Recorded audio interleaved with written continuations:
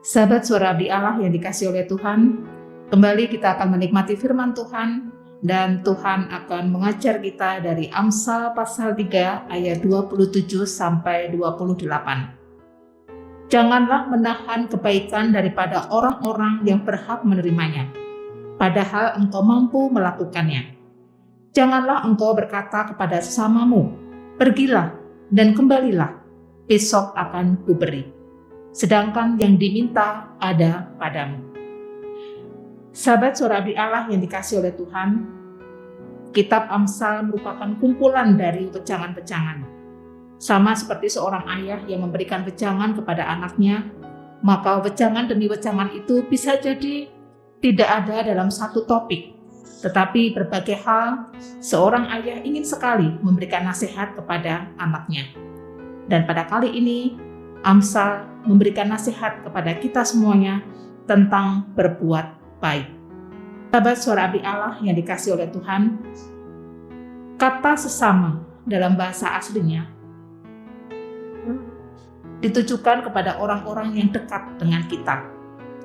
Ayat 27 mengatakan orang-orang, dan ayat 28 mengatakan sesamamu. Dalam bahasa aslinya sesama ini lebih mengarah kepada orang-orang yang dekat dengan kita. Siapakah orang yang dekat dengan kita itu? Bisa jadi dia adalah sahabat, dia adalah teman, dia adalah anggota keluarga, dia adalah sanak famili. Namun, Amsal pada kali ini memperluas area sesamamu itu. Amsal mengatakan bahwa siapakah sesama itu? Dan Amsal mengajarkan kepada kita, sesama itu adalah orang-orang atau orang lain. Jika orang-orang atau orang lain, bisa jadi kita belum mengenal orang tersebut. Bahkan kita belum pernah bertemu dengan orang tersebut. Dan kepada orang-orang yang semacam itu, yang kita belum kenal, yang kita tidak tahu dengan baik, yang kita baru bertemu kali itu, bahkan mungkin kita tidak pernah bertemu, hanya mendengar dari kata orang. Namun, itu pun termasuk dalam kategori sesamamu. Jika kita melihat kitab Injil, kita akan melihat perluasan dari pengertian sesamamu itu. Kitab Injil mengajarkan kepada kita, musuh pun juga akan menjadi sesama bagi kita. Dengan demikian, Amsal mau mengajarkan kepada kita, berbuat baiklah kepada orang-orang. Siapakah orang-orang itu? Pertama, bisa orang yang dekat dengan kita, sahabat, anggota keluarga, teman kuliah, teman bermain, teman gereja, teman pelayanan, apapun itu. Namun yang kedua, Amsal juga mau mengajarkan kepada kita bahwa sesama kita adalah orang lain, orang-orang yang kemungkinan besar juga kita belum pernah bertemu sama sekali, atau kita tidak mengenal dia dengan baik. Bahkan yang ketiga, diperluas lagi, siapakah sesama itu? Orang yang perlu kita berikan perbuatan baik kita, termasuk di dalamnya adalah musuh kita. Kepada tiga kategori ini, Amsal mau mengajarkan kepada kita, berbuat baiklah kepada mereka. Kembali kepada ayat 27. Janganlah menahan kebaikan daripada orang-orang yang berhak menerimanya, padahal engkau mampu melakukannya. Mungkin kita akan berpikir, apakah perbuatan baik itu menjadi hak orang lain untuk menerimanya dari kita? Apakah kita berkewajiban untuk memberikan perbuatan baik kepada orang-orang? Bahkan orang-orang yang belum pernah kita temui sama sekali. Bahkan orang-orang yang berbeda keyakinan dengan kita, berbeda agama dengan kita. Bahkan orang-orang yang bahkan selama ini bermusuhan dengan kita. Apakah mereka berhak menerima perbuatan baik dari diri kita? Dan apakah kita berkewajiban untuk memberikan perbuatan baik itu kepada mereka? Amsal kembali mengingatkan kepada kita dalam ayat 27 ini, engkau mampu untuk melakukan perbuatan baik itu. Jika engkau mampu melakukan perbuatan baik itu, maka janganlah tahan kebaikanmu kepada orang-orang yang berhak menerimanya. Sahabat Suara Abdi Allah yang dikasihi oleh Tuhan, Mari kita berpikir pada bagian ayat ini. Orang-orang berhak menerima kebaikan dari kita. Maka mari kita pikirkan juga dari sisi kita berkewajiban untuk memberikan perbuatan baik itu kepada mereka. Apalagi jika kita mampu melakukannya. Maka Amsal mengatakan, janganlah menahan kebaikanmu itu. Termasuk menahan kebaikan untuk musuh kita. Termasuk menahan kebaikan untuk orang yang kita tidak tahu. Nah, bisa jadi ada orang yang sharing kepada kita bahwa ada hamba Tuhan mungkin, atau ada orang lain mungkin yang perlu ditolong dengan keuangan, dan kita mampu untuk menolongnya, namun kita belum pernah bertemu sama sekali. Ini pun termasuk sesama kita. Dan Amsal mengatakan mereka berhak menerima kebaikan dari diri kita. Jika dengan demikian, maka kita pun berkewajiban menolong orang-orang itu. Kita berkewajiban untuk memberikan kebaikan kepada mereka. Dan janganlah menahan kebaikan itu. Padahal kita punya sumber dayanya. Kita punya hal-hal yang mereka butuhkan untuk menerima kebaikan kita. Kita punya sumber daya yang sangat bagus, namun tidak mau memberikan kepada sesama kita. Dan Amsal mengingatkan, janganlah kau tahan kebaikanmu itu. Kemudian Amsal melanjutkan dalam ayat yang ke-28, janganlah engkau berkata kepada sesamamu, pergilah dan kembalilah, besok akan kuberi. Sedangkan yang diminta itu ada padamu. Atau saya tambahkan, sedangkan yang diminta itu sudah ada padamu. Artinya, kita punya sumber daya tersebut. Uang sudah di tangan, tenaga sudah di tangan, berdoa pun kita mampu. Dengan sumber daya yang begitu bagus, dan sesama kita memerlukannya, Amsal mengatakan, janganlah tahan, dan janganlah tunda. Jika hari ini bisa kau lakukan perbuatan baik itu, lakukanlah hari ini juga. Ada seorang anak perempuan, dia suatu ketika ada orang yang datang menghampiri dia. Dan orang tua yang datang menghampiri anak perempuan ini mengatakan demikian, bahwa dia perlu sekali dibantu untuk bisa berobat. Dia belum makan, dia ada anak kecil yang dia pegang juga, demikian pula belum makan, dan si ibu ini sakit dan tidak tahu kemana suaminya dan di mana tinggalnya. Wanita ini baru saja bertemu dengan tidak diduga ketika mereka sama-sama keluar dan duduk di sebuah taman.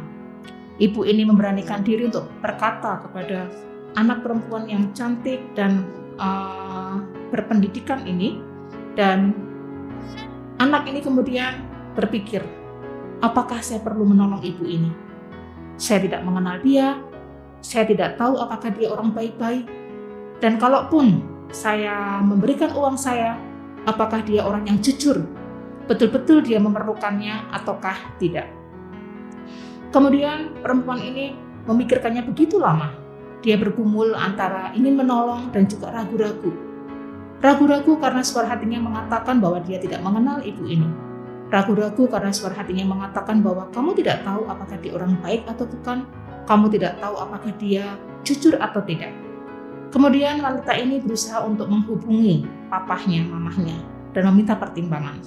Namun sayang sekali ketika dia menelpon kedua orang tuanya tidak mengangkat telepon yang dia hubungi itu. Kemudian perempuan ini akhirnya mengatakan kepada si ibu yang meminta uang tadi, ibu, besok bisa bertemu dengan saya kembali di tempat ini pagi, dan saya akan berikan uangnya. Dalam pikiran anak muda ini, dia akan pulang dan bertanya kepada orang tuanya. Jika orang tuanya memang mengatakan bantu, maka besok pagi dia akan bawa kembali uang itu dan dia bantu. Namun, jika orang tuanya mengatakan tidak, dia merencanakan tidak akan datang ke taman itu. Maka pulanglah anak muda ini ke rumahnya dan dia bertanya kepada orang tuanya. Orang tuanya menyarankan kepada anak muda ini, tolonglah nak, ya, kalau memang dia kelihatan begitu lusuh dan apalagi tidak makan, ya, bisa jadi dia memerlukan. Pergilah besok ke sana dan bawalah makanan serta baju yang cukup hangat untuk menolong dia. Kemudian pagi-pagi anak muda ini datang ke taman lagi, tempat itu, dan dia bertemu dengan si ibu yang sedang ada di taman itu, dan kagetlah anak perempuan ini karena si ibu tersebut ternyata belum pindah tempat sejak kemarin bertemu dengan anak perempuan ini. Anaknya sudah meninggal dan si ibu ini begitu stres sekali. Dia hanya bisa menangis tempat itu tanpa bisa berbuat apa-apa. Dia telah kehujanan karena semalam hujan dan tidak ada orang-orang di taman itu karena memang situasinya hujan. Menangis pun ibu ini sudah tidak berdaya, karena untuk menangis pun dia perlu tenaga. Sementara perutnya kosong dan anak yang dia gendong pun telah meninggal. Maka sedihlah hati si wanita muda ini. Dia menyalahkan dirinya, kenapa aku menahan kebaikanku? Padahal kemarin aku telah membawa uang itu, aku telah pegang uang itu, dan sudah bisa untuk diberikan kepada perempuan ini. Tapi mengapa aku menundanya? Dan akhirnya ternyata bantuan yang dia tunda itu sudah terlambat. Karena anak yang ada dalam gendongan si ibu tua ini telah meninggal, dan ibu ini pun dalam keadaan yang lemah sekali, bahkan hampir pingsan. Sahabat Suara Abdi Allah, ketika kita menahan kebaikan kita, bisa jadi kita akan menyesal. Banyak hal yang terjadi di luar pikiran kita. Bantuan yang terlambat kita berikan bisa membuat orang lain menjadi semakin malang, bisa membuat orang lain menjadi semakin menderita. Sementara sumber daya itu telah ada dalam diri kita, namun kita menahan kebaikan itu, bahkan meminta orang lain untuk pergi dan kembali lagi, besok akan kuberi. Sahabat Suara Abdi Allah dikasih oleh Tuhan, Allah begitu mengasihi kita, saudara sumber yang begitu luar biasa.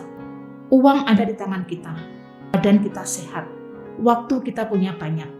Ketika orang lain memerlukan kebaikan kita, janganlah tahan, janganlah tunda, janganlah berpikir masih ada hari esok. Kita tidak tahu apa yang akan terjadi ke depan. Bahkan jika ada orang yang ingin berkeluh kesah kepada saudara dan saya, dan kita semuanya begitu sibuk, jangan tahan orang lain untuk mencurahkan isi hatinya dengan mengatakan, besok ya, sekarang saya sedang sibuk. Atau kita akan berkata, bisa nggak nanti malam? Saya masih ada pekerjaan yang belum selesai. Dan kita merasa terganggu. Padahal orang itu perlu telinga untuk mendengar perkataan dia. Orang itu perlu hati untuk memberikan saran kepada dia. Bisa jadi ketika kita menunda-nunda orang itu untuk bercerita dan mencurahkan isi hatinya, orang itu akan pergi kepada orang lain dan akan mendapatkan orang yang salah, mengarahkan dengan tidak baik, malah mungkin tidak benar. Bisa jadi orang yang kita tolong itu menjadi putus asa dan dia menjadi bunuh diri karena kita telah menahan kebaikan itu. Dan ingatlah, mereka berhak menerima kebaikan yang kita terima, dan kita berkewajiban untuk memberikan kebaikan itu. Ada seorang laki-laki yang terkenal sangat pelit. Dalam hidupnya hanya ada kamus tentang menerima. Dia tidak punya kamus untuk memberi. Dia hanya punya kamus untuk menerima dan mengambil. Dia lebih senang untuk mengambil barang atau uang dari orang lain. Dia lebih senang untuk menerima barang atau uang atau bantuan dari orang lain. Namun, dia tidak senang untuk memberikan bantuan itu. Suatu ketika laki-laki yang pelit ini pergi ke sebuah tempat, dia rekreasi dan dia naik kapal. Dan ketika kapal itu limbung, maka dia terjatuh ke dalam laut. Ada orang yang di atas masih ada dalam kapal yang selamat, dan orang ini berteriak kepada laki-laki ini, berikan tanganmu, berikan tanganmu. Tetapi laki-laki ini yang terbiasa dengan kamus, tidak terbiasa dengan kamus memberi, dia enggan untuk memberikan tangannya. Terbayang saudara, ketika dia jatuh ke dalam laut, dan orang yang di atas mau menolong dia dan berteriak, berikan tanganmu. Dan laki-laki ini tidak mau memberikan tangannya. Maka jelas sekali laki-laki ini semakin hampir tenggelam dan dia terus berteriak, tolong, tolong. Dan orang-orang di atas semakin juga keras, berikan tanganmu, berikan tanganmu. Namun laki-laki ini tetap tidak mau memberikan tangannya, sehingga dia sudah semakin jatuh ke dalam. Kemudian Ada orang lain lagi yang mengenal laki-laki ini dan dia berteriak. Sambil mengulurkan tangannya, dia berkata pada laki-laki yang mau tenggelam ini, "Terimalah tanganku, terimalah tanganku." Begitu dia mendengar kata-kata "terimalah tanganku", maka laki-laki ini cepat sekali menggapai tangan tersebut dan akhirnya dia bisa diselamatkan. Orang-orang bingung dengan peristiwa itu. Kemudian bertanya kepada orang yang menyelamatkannya, "Kenapa ketika engkau mengatakan terimalah tanganku, orang itu mau diselamatkan dan mengulurkan tangannya? Namun ketika kami berteriak, berikan tanganmu, kenapa laki-laki itu menolak sehingga dia nyaris semakin tenggelam?" Maka orang yang menolong laki-laki yang pelit ini pun berkata, "Itulah dia. Dalam kehidupannya dia hanya berpikir tentang menerima, mengambil. Dia tidak pernah berpikir tentang memberi. Sehingga ketika kalian berteriak, berikan tanganmu, dia enggan memberikan tangannya dan dia celaka sendiri. Namun ketika orang lain menawarkan bantuannya, terimalah, baru dia mengambilnya." Sahabat suara abdi Allah yang dikasih oleh Tuhan, tipe orang semacam itukah kita? Tipe orang Kristen yang Tuhan kasih sumber daya begitu banyak.